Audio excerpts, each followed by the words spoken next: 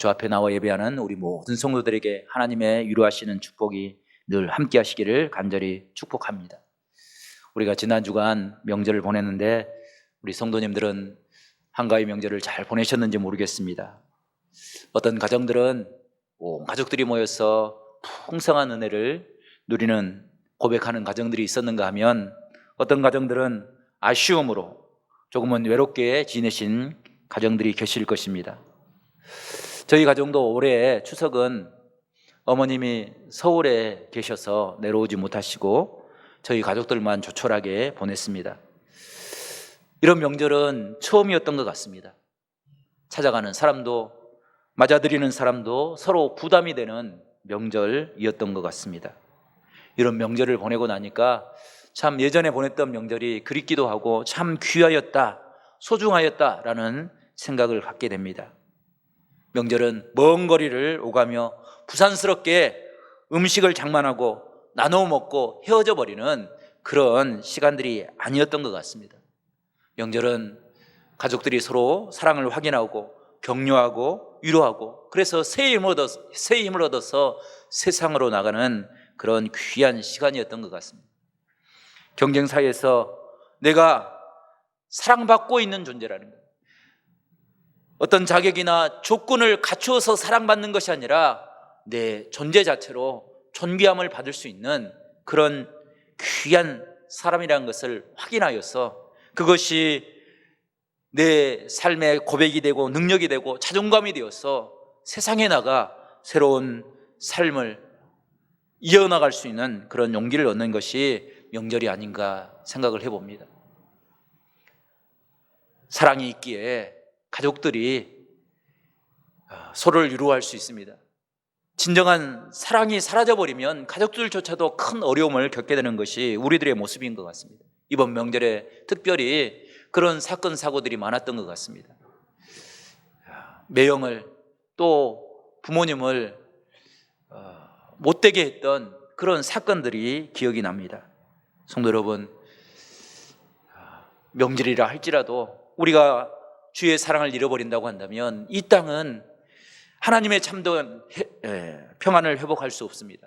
하나님의 사랑이 있기에 우리는 용기를 얻을 수 있고 그것이 우리의 평화가 될 수 있게 되는 것을 우리가 발견합니다.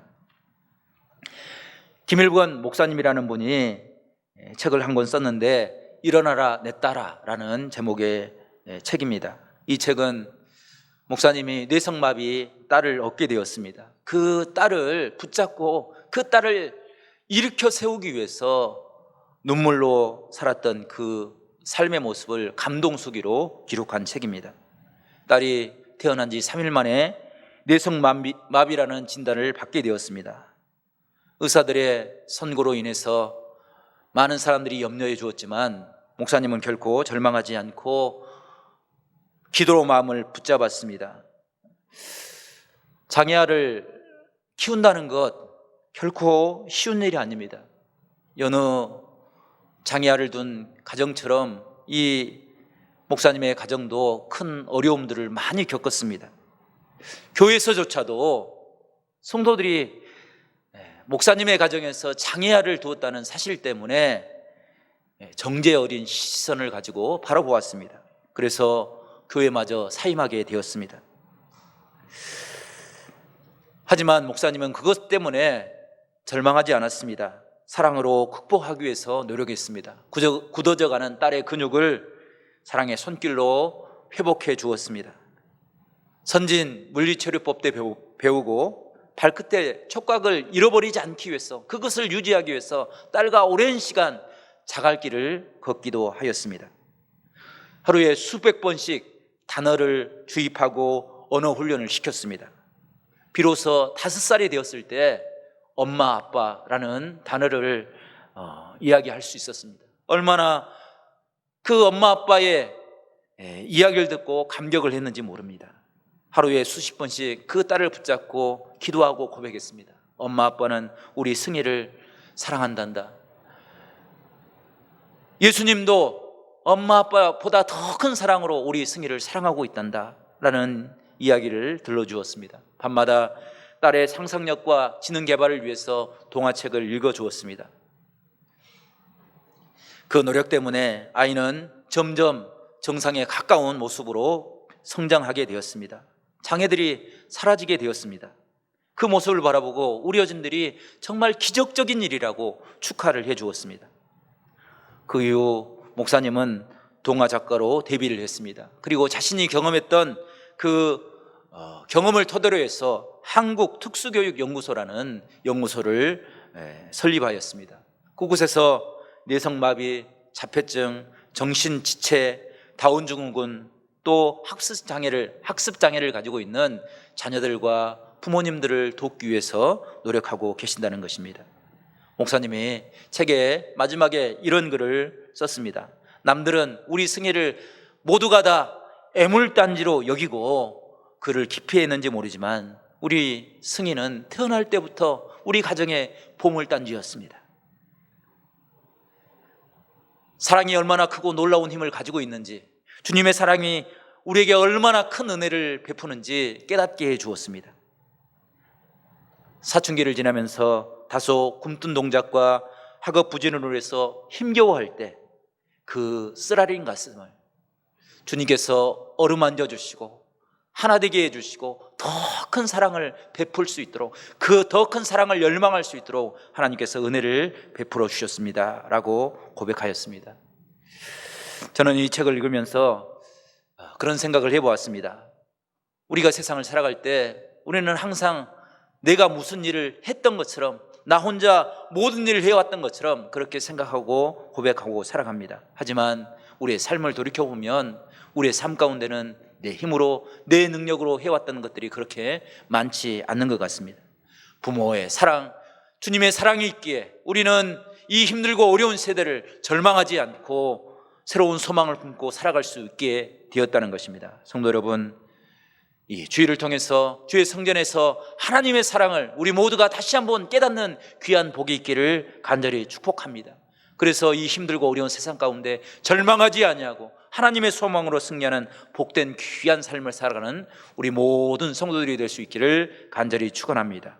오늘 읽은 베드로전서, 이 베드로전서를 쓴 베드로 사도도 강력하게 우리 성도들을 향해서 선포하고 계십니다. 주의 사랑을 의지하라고, 그 사랑의 모습을 회복하라고, 그 사랑으로 새로운 소망을 꿈꾸며 살아가라고 말씀하고 있습니다. 오늘 22절 말씀 보게 되면 마지막에 이렇게 기록하고 있습니다. 사랑하되 뜨겁게 서로 사랑하라. 사랑하되 그냥 적당하게 내 생각대로 그렇게 사랑하는 것이 아니라 뜨거운 마음을 가지고 온 힘을 다하여 사랑하라 라고 말하고 있습니다. 이 성경을 공동번역에서는 이렇게 번역하고 있습니다. 충심으로 열렬히 서로 사랑하라. 충심으로 마음의 중심을 다해서 열렬한 사랑을 가지고 서로 사랑하라. 쉬운 성경에는 온 마음으로 서로 깊이 사랑하라. 그냥 지나쳐버리는 사랑이 아니라 깊은 마음, 기억하는 마음, 정말 안타까운 마음을 가지고 서로 사랑하라 라고 번역하고 있습니다. 왜 베드로 사도는 초대교회 성도들 향해서 뜨겁게 사랑하라 라고 강조하고 있는 것입니까? 그것은 초대교회 상황과 무관하지 않습니다. 성도 여러분, 초대교회는 어떤 일이 일어났습니까? 그들은 신앙을 가졌다는 이유 때문에 모진 핍박을 받았습니다. 그리스도인들은 무서운 박해와 역경 속에서 고난을 견뎌내야 했습니다. 감옥에 갇히기도 하고 목숨을 잃기도 했습니다. 로마의 원형 경기장에서는 수만 명 혹은 수십만 명이 사자의 밥이 되거나 목이 잘려서 순교를 당하였습니다. 갑바도기아 지역에서는 카타콤이라는 굴 속에서 성도들을 핍박하는 사람들이 그 굴에 횃불을 던지고 불을 던져서 그곳에서 화상으로, 화재로, 연기로 질식하여서 순교한 넋들이 그 굴에 가득하였다라는 글들이 있습니다. 이렇듯 초대교회는 많은 아픔과 고통과 어려움이 있었습니다. 핍박이 있었습니다. 그럼에도 불구하고 그들은 그것 때문에 신앙을 포기한 것이 아니라 그것으로 인해서 하나님을 향한 확신과 믿음의 소망을 잃지 않으려고, 하나님께서 허락하신 믿음의 은혜를 붙잡고 살려고, 그것이 세상의 은이나 금이나 권력이 아니라 하나님의 사랑으로 우리에게 구원의 은혜가 임하는 것을 깨닫고 의지하기 위해서 온 힘을 다하여서 서로 정말 뜨거운 사랑으로 이해하며 기도하며 살았던 것을 우리에게 이야기해 주고 있다는 것입니다. 성도 여러분, 우리에게 이런 귀한 은혜가 날마다 주의 성전 가운데 차고 넘칠 수 있기를 간절히 축복합니다. 참된 사랑, 우리의 영혼을 지키는 사랑, 복음의 은혜를 우리로 새롭게 변화시키는 은혜의 사랑, 주님의 온전한 사랑이 이 땅에 필요함을 우리가 다시 한번 깨닫고 서로 뜨겁게 사랑할 수 있기를 간절히 축원합니다. 주님의 사랑은 주님의 심장에서 우리에게 흘러나오는 하나님의 놀라운 은혜의 사랑입니다. 심장과 피는 생명을 상징했습니다. 심장은 생명의 중심을 상징하고 있습니다. 심장과 심장으로 나눌 수 있는 사랑, 그 뜨거운 사랑이 우리에게 힘과 능력이 될 때 우리가 이 세상에서 절망하지 않냐고 하나님의 나라를 소망하는 복된 믿음의 사람이 될 것을 믿습니다. 그러므로 베드로 사도는 뜨거운 사랑을 가지고 하나님의 은혜를 소망하며 살아가라 말씀하고 있는 것입니다. 초대교회 성도들이 하나님의 은혜를 기억함으로 그 환난과 핍박을 이겨냈던 것처럼 코로나 사태로 인해서 여러 가지 힘들고 어려운 상황 가운데 또 자연재해로 많은 힘들고 어려운 시간들, 교통사고로 또 부모를 잃고 고통 가운데 있는 우리 모두가 주의 은혜를 붙잡고 주 앞에 설 때 우리를 사랑하시는 능력이 하나님, 그 은혜를 회복함으로 주의 놀라운 평강을 우리 모두가 회복할 수 있기를 간절히 축원합니다. 복음성가에는 이런 찬양이 있습니다. 주님이 날 사랑하십니다. 그 사랑으로 나도 남을 섬기며 돕고 살겠습니다. 사랑의 주님이 날 사랑하시네. 내 모습 이대로 받으셨네. 사랑의 주님이 날 사랑하듯이 나도 너를 사랑하며 섬기리. 아멘.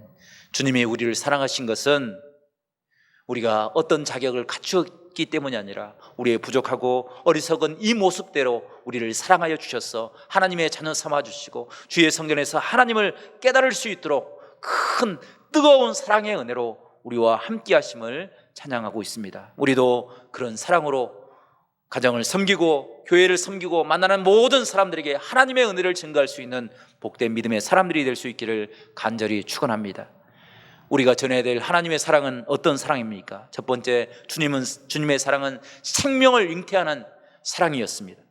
오늘 23절 말씀 보게 되면 주님께서 우리로 거듭나게 하는 은혜를 허락하신 것은 썩지 아니하실 영원한 생명을 허락하여 주시기 위해서다라고 고백하고 있습니다. 성도 여러분, 우리의 생명은 이 땅에서 사라져버리는 것이 아닙니다. 영원한 하나님의 나라에서 하나님의 은혜와 함께 누릴 하나님의 생명, 존귀하신 능력이 주님이 우리에게 허락하신 생명인 줄로 믿습니다. 가끔 TV를 보게 되면 동물들이 생명을 잉태하는 과정을 방영하는 것을 보게 됩니다. 그 과정을 보면 참 어미가 생명을 잉태하기 위해서, 출산하기 위해서 얼마나 큰 고통을 당하는지 모릅니다. 잠시도 바로 앉아있지 못합니다. 불안해서 이리저리 오랜 시간을 하다가 고통을 당하다가 새끼를 출산합니다. 출산 과정에서 때로 어미가 생명을 잃기도 합니다. 그럼에도 불구하고 어미들은 그 위험 때문에 출산을 포기하지 않습니다. 기력을 다하여서 온 힘을 다하여서 그 생명 하나하나를 잉태할 때마다 정말 세상을 모든 것을 가진 것만큼 그런 놀라운 그 기쁨을 갖게 되는 것을 보게 됩니다. 그 힘씀이 본능적인 사랑이 되는 것입니다. 부모의 사랑은 아픔 없이 부모의 사랑을 이룰 수 없습니다. 부모는 자식을 위해서 끊임없이 헌신하고 또 헌신함으로 그 헌신을 통해서 자식을 향한 본능적인 사랑을 키워나가는 것입니다. 우리가 주의 성전에서 깨닫는 주님의 사랑도 마찬가지입니다. 주님의 사랑이 참된 것은 우리를 위해서 십자가를 지신, 우리를 구원하시기 위해서 우리의 아픔과 우리의 고통과 우리의 모든 어려움을 이겨내기 위해서, 이겨내도록 우리에게 힘을 주시기 위해서 주님이 십자가를 지셨던 그 사랑의 은혜가 있기 때문에 우리는 주의 사랑 안에서 하나님의 은혜를 깨닫고 그 은혜로 세상을 승리하는 복된 믿음의 사람이 되는 것입니다. 제임스 미체너라는 사람이 하와이라는 소설을 썼습니다. 이 소설에 등장하는 한 단어가 있는데 그 단어가 바로 코쿠아라는 단어입니다. 이 코쿠아라는 단어는 아마 하와이 본토에는 오래전부터 문둥병이 많이 유행했던 것 같습니다. 이 문둥병에 걸린 사람들을 함께 생활할 수 없어서 하와이에서 멀리 떨어진 섬에 격리를 하였습니다. 나병 환자가 홀로 가서 생활할 때 얼마나 많은 어려움이 있겠습니까? 이 홀로 살아가야 될 나 환자를 위해서 나도 그 환자와 함께 생활하겠습니다. 나의 모든 삶을 포기하고 나도 격리 수용소 그 섬으로 가서 나도 그 사람과 함께 살겠습니다 결심한 그 사람을 바로 코쿠아라 이렇게 불렀다고 합니다. 이 코쿠아가 나환자 섬으로 들어가기 전에, 배를 타기 전에 관리가 반드시 그를 향해서 묻는 질문이 한 가지가 있습니다.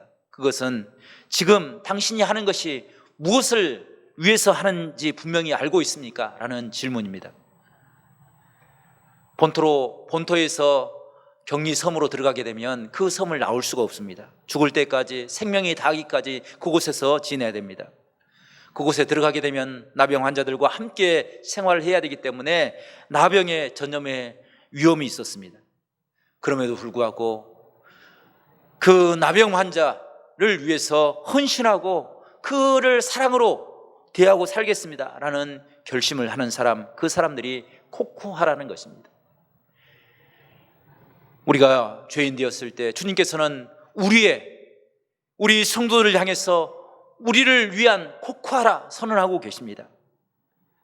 우리의 죄악된 것, 우리의 어리석은 것, 우리의 부족한 것들을 주님께서는 하늘 보좌를 버리시고 이 땅에 오셔서 고난을 당하시고 보배로운 피를 흘리심으로 우리에게 구원자가 되셨음을 선포해 주고 있습니다. 오늘 19절 말씀도 이렇게 고백하고 있습니다. 오직 흠없고 점없는 어린 양 같은 그리스도의 보배로운 피로 하나님의 대속의 은혜가 이루어졌다라고 선포하고 있습니다. 성도 여러분, 예수 그리스도의 은혜가 놀라운 것은 주님의 모든 피와 살을 우리에게 허락하여 주시고 물까지 쏟으셔서 우리에게 온전한 구원의 은혜를 베풀어 주셨다는 그 은혜가 있기 때문입니다.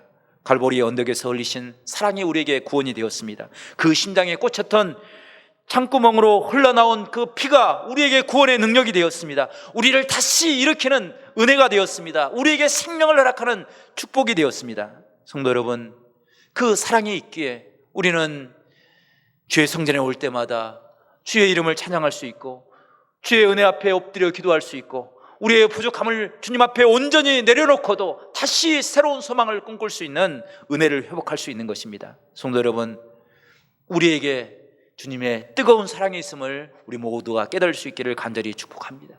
그뿐 아니라 우리 자녀를 위해서, 사랑하는 성도들을 위해서, 우리의 모든 이웃들을 위해서 그 아름다운 사랑을 나누며 증거하며 살아갈 수 있는 그런 축복의 사람들이 될 수 있기를 간절히 축원합니다.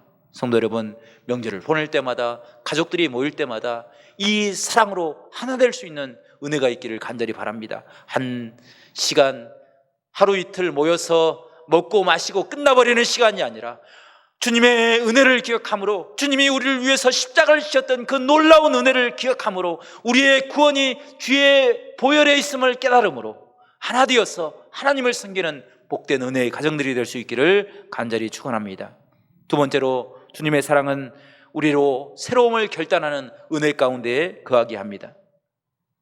초대교회 성도들은 로마 군인들 앞에서 무력하게 순교를 당하는 성도들을 바라보며 그들의 무력함 때문에 그들의 무력함을 비난하거나 그것 때문에 실망하거나 배교하지 않았습니다.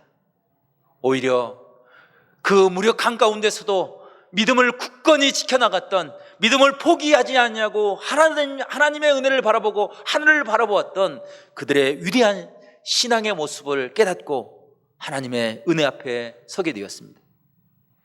지금 오늘 하루만을 살아가는 것이 아니라 그들은 하나님의 나라에 이르는 신앙의 열매들을 보았습니다. 신앙의 결국을 보았습니다. 신앙의 목적지가 무엇인지를 깨닫게 되었습니다.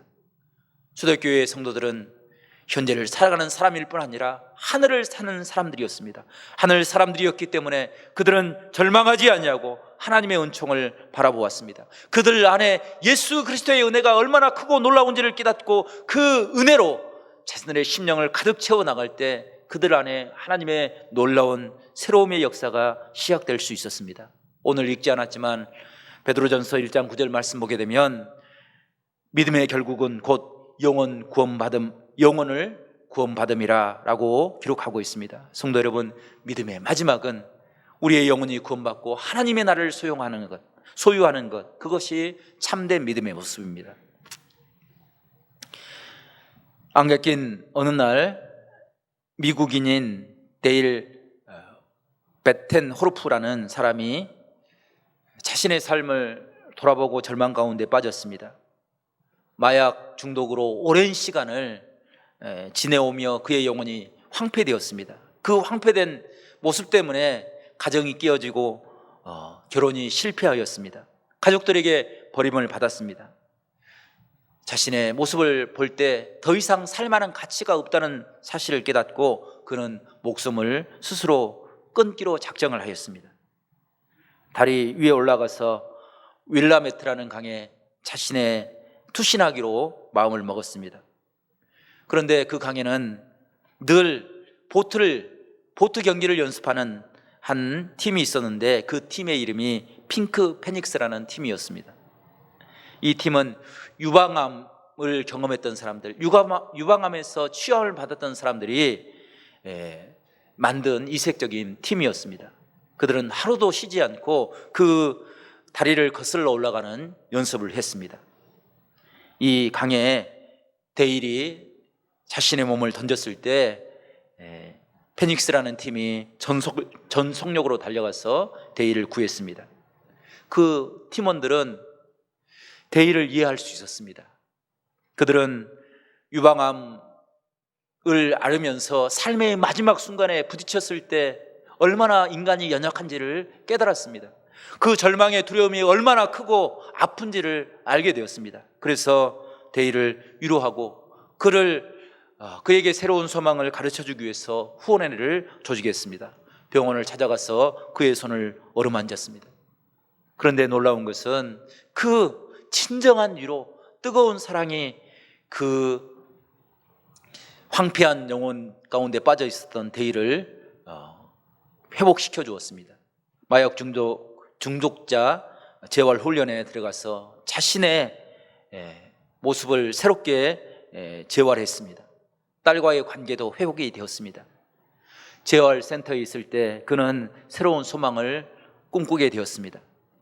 이제 마약 중독을 회복한 후에 자신과 같이 고통당하는 그 사람들을 상담해주는 그런 상담자가 되기를 결심하였습니다. 그는 자신을 위해서 노력해준 페닉스라는 그 팀원들에게 부끄러움이 되지 않기 위해서라도 최선을 다해 노력했습니다. 그들은 페닉스라는 팀은 모두가 다 예수를 믿는 사람이었습니다. 주님의 사랑을 증거하고 그 은혜를 나눌 때 그들을 만나는 모든 사람들에게 하나님의 은혜가 증거되었습니다. 그 사람들은 오늘 본문 21절 말씀을 늘 고백하며 그 은혜를 기억하며 살았던 사람들입니다. 21절 말씀 보니까 너희는 그를 죽은 자 가운데 살리시고 영광을 주신 하나님을 그리스도로 말미암아 믿는 자니 너희 소망과 믿음과 소망이 하나님께 있게 하셨느니라 라고 기록하고 있습니다. 성도 여러분, 암으로 고통당할 때, 아무런 소망이 없을 때, 죽음의 직면에 있을 때 죽은 자 가운데서 예수 그리스도를 살리신 하나님의 은혜를 기억하게 하시고 예수 그리스도를 바라봄으로 믿음과 소망을 갖게 하신 그 하나님의 은혜, 그것이 그들을 새롭게 해 주었다는 것입니다. 성도 여러분, 이것이 믿음 안에서 우리가 회복해야 될 신앙의 모습인 줄로 믿습니다. 초대교회 성도들이 함께 모여 기도하고 음식을 나누고 찬양하고 사랑을 나눌 때, 뜨거운 사랑으로 그들의 삶을 나눌 때 그들 안에 하나님의 소망과 새로움의 역사가 시작되었습니다. 우리에게도 이런 축복이 있기를 간절히 축원합니다. 심장병을 앓은 한 소년이 병원에 입원하였습니다. 심장병을 집도하는 의사가 소년을 찾아와서 이렇게 말했습니다. 내가 너의 심장을 열어볼 것이다. 이 말을 들은 소년이 의사에게 이렇게 이야기했습니다. 내 심장을 열게 되면 선생님이 볼 수 있는 것은 내 심장뿐 아니라 내 심장 가운데 함께 하시는 예수님을 발견할 수 있을 것입니다. 다시 의사가 말했습니다. 내 심장을 열어보고 내 심장이 얼마나 상했는지 그것을 확인한 다음에 심장을 봉합하고 치료할 계획을 세울 것이다. 의사의 이야기와 상관없이 소년은 다시 의사에게 이렇게 이야기했습니다. 선생님은 내 심장 안에 예수님을 발견할 것입니다. 성경이 예수님이 그곳에 계신다고, 나와 함께 하신다고 말씀했기 때문입니다. 의사는 짜증스럽게 다시 이야기했습니다. 너의 심장을 보고 내 심장 안에서 무엇을 발견했는지 내가 너에게 이야기해 줄 거다. 너의 심장 근육의 손상과 피의 공급이 얼마나 낮아지고 있는지, 심방이 얼마나 약해졌는지 그것을 이야기해 줄 거다. 그 이야기를 들었음에도 불구하고 소년은 다시 의사 선생님에게 선생님은 내 심장 안에서 나와 함께 하시는 예수님을 보게 될 것입니다. 다음 날 의사가 수술을 마친 후에 수술 결과를 녹음하였습니다. 동맥 손상, 허파로 가는 정맥 손상, 그리고 심장 근육 손상, 심장 이식 가능성이 희박합니다. 치료 가능성이 없습니다. 1년을 넘기지 못할 것입니다. 라는 녹음을 한 후에 의사가 소리쳤습니다. 왜입니까? 이 외침은 그 소년을 불쌍하게 여겼던 의사 선생님이 하나님을 향해서 묻는 울부짖음이었습니다. 이 소년, 당신을 믿고 있는 이 소년이 당신을 볼 것이라고 이야기하고 있는데 당신은 이 아이를 위해서 무엇을 하고 있습니까? 이 아이가 심장병으로 앓을 때 당신은 무엇을 했습니까? 죽음의 직면에 있는 순간 당신이 신이라고 한다면, 당신이 하나님이라고 한다면 당신은 무엇을 하고 있습니까? 라고 외치면서 뜨거운 눈물을 흘렸습니다.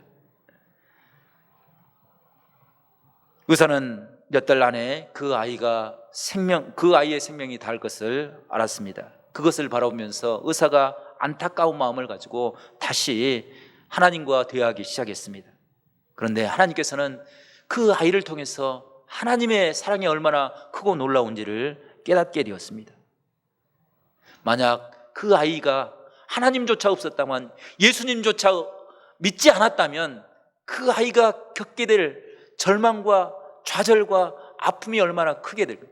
그런 절망 속에서도 주님을 향한 믿음이 있기 때문에 그 아이는 날마다 내 안에 있을 주님, 내 심장과 함께 하실 주님을 바라보고 그 하나님을 소망하는 그 모습을 깨닫게 되었던 것입니다. 의사 선생님이 다음 날 아이를 찾아갔습니다. 아이가 의사 선생님에게 물었습니다. 내 심장을 열어서 무엇을 보았습니까? 그때 의사 선생님이 이야기했습니다. 내 심장 속에서 너와 함께 하시는 예수님을 보았단다. 주님의 사랑이 너와 함께 할 거다. 의사 선생님은 사망의 권세를 이기시고 모든 사람들에게 부활의 첫 열매가 되셨던 예수 그리스도에 대한 소망을 이야기해 주었다는 것입니다. 이 사랑이 있기에 우리는 이 힘들고 어려운 세상 가운데서도 포기하지 않고 절망하지 않냐고 하나님의 은혜를 소망하며 살 수 있는 용기를 회복할 수 있는 것입니다. 베드로가 뜨겁게 사랑하라, 성도를 향해서 뜨거운 사랑으로 서로를 위로하라 말씀하셨던 이유도 거기에 있습니다. 우리는 혼자 살아갈 수가 없습니다. 혼자이지도 않습니다. 나를 사랑하신 주님, 나와 함께 하신 주님, 어린 소년의 심장이 함께 하셨던 그 하나님이 우리와 늘 함께 하심을 믿기 때문입니다. 성도 여러분, 그 사랑의 은혜를 기억함으로 이 세상을 살아갈 때 어떤 환난과 어떤 두려움이 찾아온다 할지라도 오직 주님을 기억하는 복된 믿음의 사람들이 될 수 있기를 간절히 축원합니다. 살아계신 하나님, 우리의 삶을 지키시는 능력의 하나님을 깨닫고 그 은혜를 붙잡음으로 날마다 믿음으로 승리하는 복된 귀한 은혜의 사람들이 될 수 있기를 간절히 축원합니다. 기도하겠습니다. 하나님 아버지, 감사합니다. 우리에게 뜨거운 사랑을 허락하여 주시고 믿음과 소망의 은혜를 허락하여 주신 주님의 은혜에 감사를 드립니다. 온 가족들이 하나님의 구원의 은혜를 찬양하며 주님의 은총을 의지하며 살아가는 복된 믿음의 사람들이 될 수 있도록 성령께서 함께하여 주시옵소서. 주님만을 바라보며 살아가는 복된 귀한 은혜가 우리의 삶 가운데 풍성히 채워질 수 있도록 우리 하나님께서 인도하여 주시옵소서. 주님께 모든 것 감사와 영광을 올려드리고 예수 그리스도의 이름으로 간절히 기도드리옵나이다. 아멘.